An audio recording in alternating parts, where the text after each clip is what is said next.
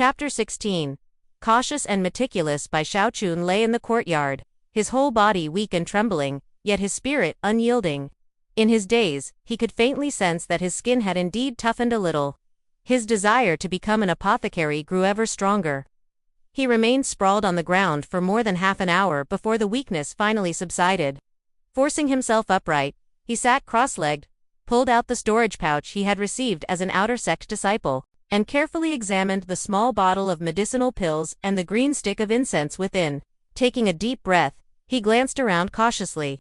Only when he was sure no one was watching did he retreat into his wooden hut and pull out his trusty turtle-shaped cauldron.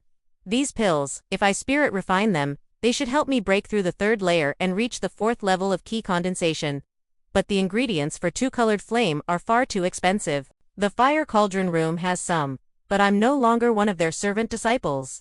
It wouldn't be convenient to sneak back there. At present, Bai Shaochun's fascination with medicine was at an all-time high. After some hesitation, he decided to settle for what he had. One refinement is better than none.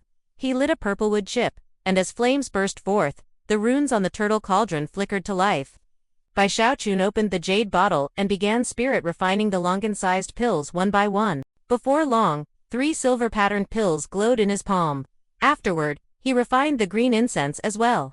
When all 4 items were enhanced, Bai Shaochun sat cross-legged, tossed all 3 fragrant pills into his mouth, and spread out the scroll of the 4th level of the violet key cauldron control art before him.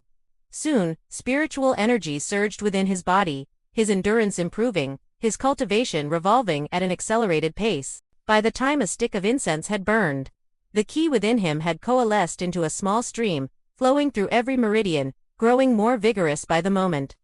He was striking against the barrier to the 4th level of key condensation. If I can endure for 100 breaths, I'll step into the 4th level. Gritting his teeth, Bai Shaochun arched his body like a drawn bow, his frame creaking audibly as sweat poured down his face. Suddenly, the spiritual energy in his body dried up. Startled, he spat out a mouthful of qi onto the tip of the refined green incense. The moment his qi touched it, the incense burst into emerald flame, sending tendrils of green smoke like tiny serpents slithering into every pore and orifice. His spiritual energy doubled in an instant. Boom! A wave of qi exploded outward, sweeping across the courtyard as a gust of wind. Bai Shaochun's eyes lit with joy.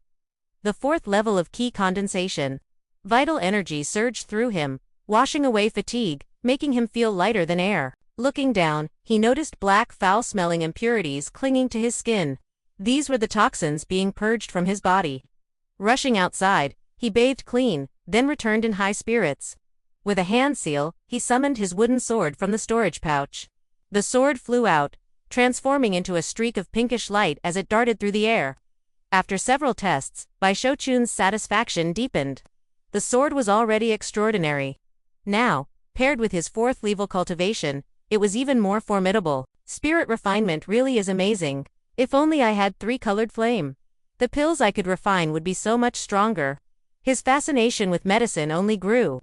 Whether pills or incense, all were indispensable for cultivation. I must become a grand apothecary.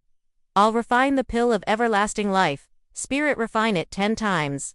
No, 100 times. His ambition blazed. Excited, he slapped his storage pouch and pulled out a jade slip Hu Yanfei had given him at the 10,000 Medicines Pavilion. It contained illustrations and descriptions of 10,000 herbs. This was a unique resource of fragrant cloud mountain, required study for every disciple. And 10,000 was only the beginning. As Hu Yanfei had said, only after memorizing the first volume could one exchange it for the next. Eyes glittering, Bai Shaochun began channeling qi. While reviewing the slip, one by one, the images of countless herbs imprinted into his mind. The deeper he looked, the more wondrous it became, as if a door had opened to an entirely new world. At times, he even felt tempted to exchange longevity-extending pills just to acquire more of these herbs. After going through the slip once, he realized that memorizing 10,000 herbs was not impossible. After all, he was Bai Shaochun, the future greatest apothecary of all time, the man destined to refine the pill of immortality itself. With this conviction, his stubbornness and passion burned stronger than ever. He refused to skim. Each herb, he studied meticulously, memorizing roots, leaves, flowers, even the tiniest details, before moving on. Once, under the pressure of Hu Xiaomei's brother, Bai Xiaochun had gone mad with cultivation for half a year. Now driven by his own ideals, his potential exploded once again. Every herb became etched into his mind, clear even when his eyes were shut. Dissatisfied still, he longed to examine the real plants in person but lacking the chance. He pored over every detail recorded, until even the hairs on their stems were committed to memory. A month slipped by. Each day, he cultivated the 4th level of the violet key cauldron art, solidifying his base, while also torturing himself with the undying liverver technique. Between both, he continued memorizing herbs.